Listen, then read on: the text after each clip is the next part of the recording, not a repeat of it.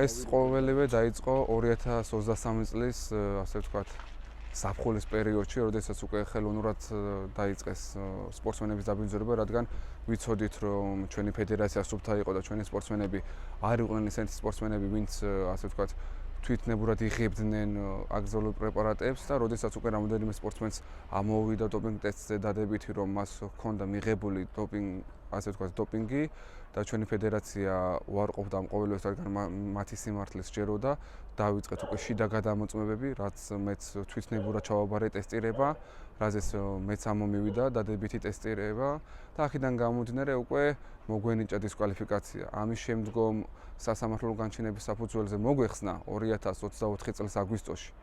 შემდგომ 2025 წლის 20 სექტემბერს ზალაში დააბრუნა კასმა. შეცვალა განჩინება და ამ ყოველივეს ახლა ველოდებით, რომ უნდა გასაჩივრდეს, რომელიც საჩივრდება შვეიცარიაში და გარკვეულ პერიოდს მოითხოვს. ერთჯერობით რაც არის დისკვალიფიკაცია განგვიახლეს და კასმა შეცვალა საქართველოს